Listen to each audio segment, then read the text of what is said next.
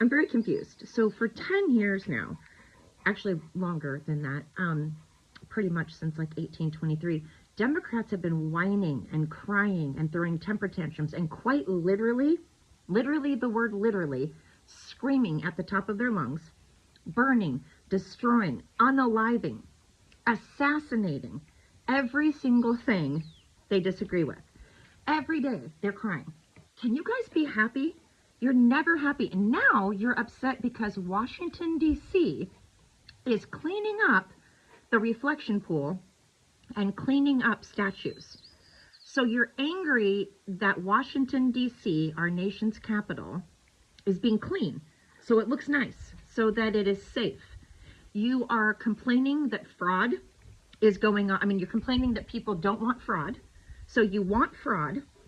Apparently you want our nation's capital to be unsafe and look dirty. You don't want it to be clean. You don't want it to be free from vandalism and destruction. Apparently you don't care enough about it to care if it's got vandalism all over the statues and if the reflection pool is dirty and gross, like it was under Biden and all the other presidents.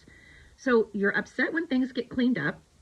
You're upset when fraud is caught, and then people don't want fraud, and people prefer their tax dollars and their money to, you know, actually go toward roads and things that they voted on.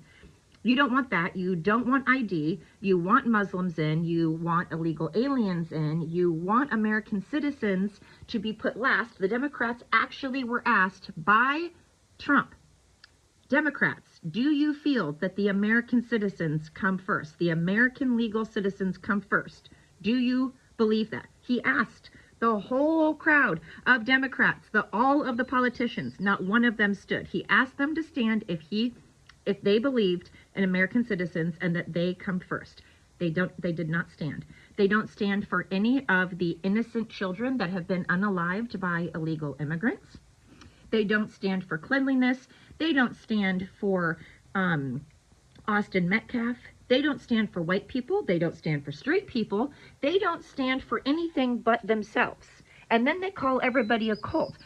Please tell me what it is that Trump has told us to do that we've been following. I've asked liberals this and they can't give me an example. They just come on here. They make all of these claims and accusations.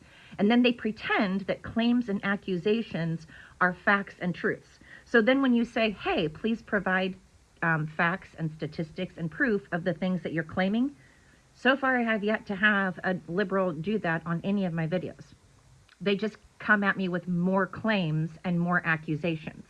And then they come on here going, I think it's hilarious that Charlie Kirk got assassinated. I think it's hilarious that our president has had attempted assassinations on his life.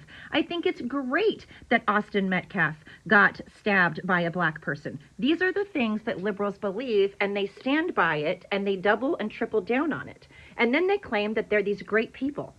And then they claim that we are somehow the cult. But yet again, I ask them, what is it that Trump is asking us to do that we're following exactly?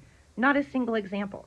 Never can I get an actual statistic or fact or any examples at anything. People just come on here, make comments, and then I go, okay, please provide an example of that. And then they run away. It's interesting. It's very interesting. Why do you guys insist on being unhappy, completely depressed, screaming, miserable people?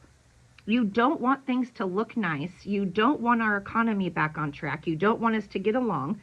You do not want equality. You don't want love. You don't want peace because you're the only one disrupting the peace. For 10 years, you have been violently disrupting the peace. You stand for terrorists. You stand for Hamas. Do you understand that if you're gay and you live in Palestine, what will happen to you? Do you understand if you're gay in Palestine or Iran, what will happen to you? You can be gay in Israel, by the way. You're allowed to be gay in Israel. Ask yourself what happens to you if you are transgender in Iran or Palestine. Ask if Hamas is going to be your best friend. It's just weird. It doesn't make sense.